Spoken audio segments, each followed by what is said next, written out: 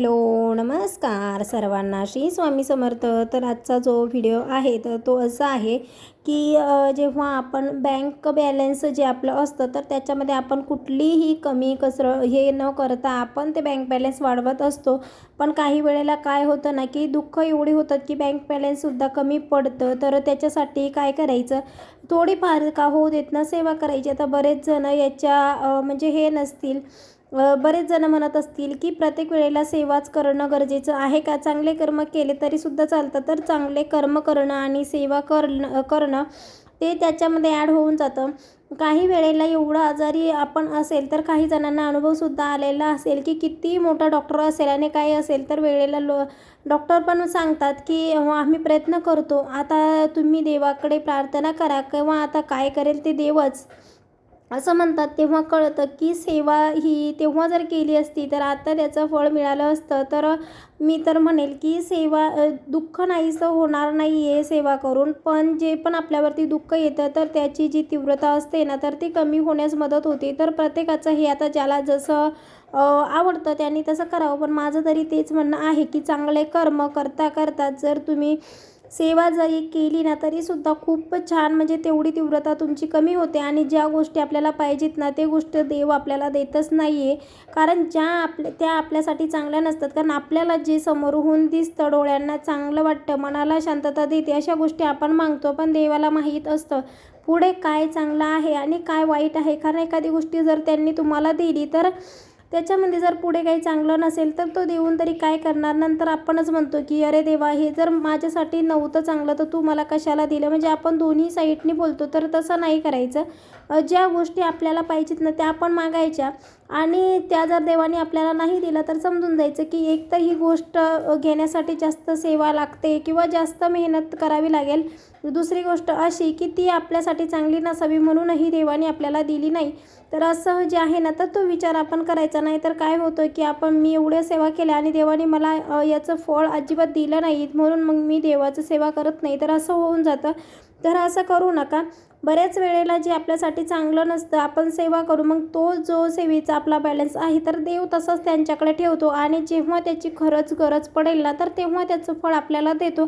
कारण आपण एवढीशी सेवा करतो, अगदी 1, 2, 3 अध्याय वाचतो आणि देवाला मागतो की बाबा मला करोडोनी संपत्ती दे. असं कसं होईल?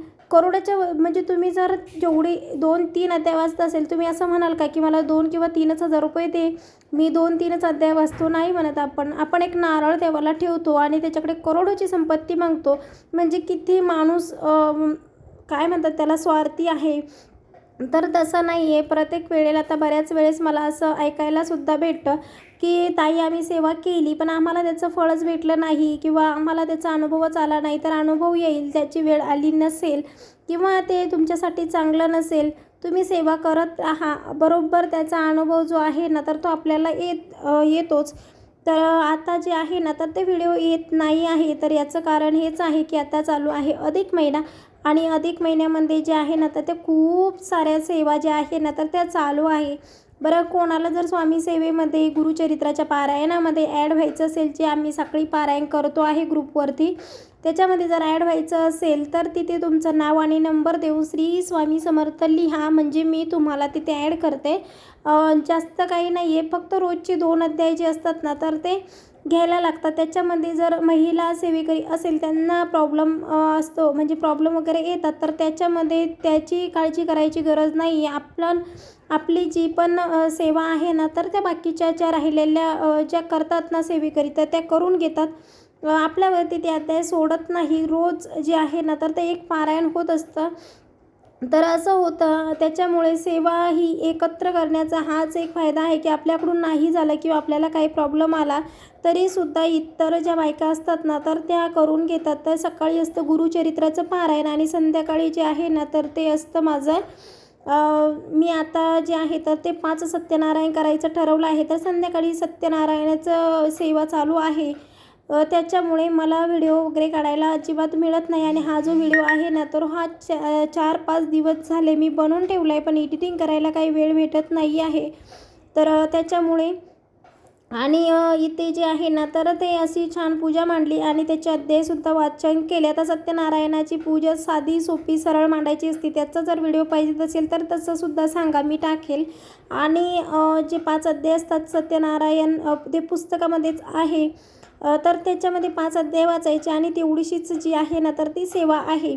त्याच्यामध्ये काय झालं की ह्या अधिक महिना आहे तर अधिक महिन्यामध्ये खूप साऱ्या सेवा करायच्या आहे, पण जेवढ्या होईल तेवढ्याच आपण करणार आहोत. आता संकल्प वगैरे घेऊन करायच्या असतील तरीसुद्धा तुम्ही करू शकता. पण मी काय केलं की जेव्हा पण मी सेवा करते तर तेव्हा मी संकल्प घेत नाही. मी सांगते स्वामींना की मला ही सेवा एवढी एवढी करायची आहे तर तुम्ही ती माझ्याकडून करून घ्यावी. तर स्वामी ती जी सेवा असते तर ती माझ्याकडून करून घेतात.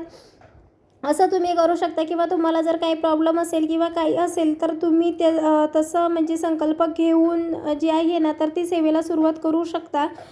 बऱ्याच वेळेला काय होतं की आपण संकल्प घेतो पण आपली इच्छा पूर्ण होत नाही. तर त्याचं कारण असं नाही की देव आपल्याला देत नाही, त्याची एकतर वेळ आलेली नसते किंवा ती गोष्ट आपल्यासाठी चांगली नसते, म्हणूनच देव आपल्याला जे आहे ना तर ती गोष्ट देत नसतात.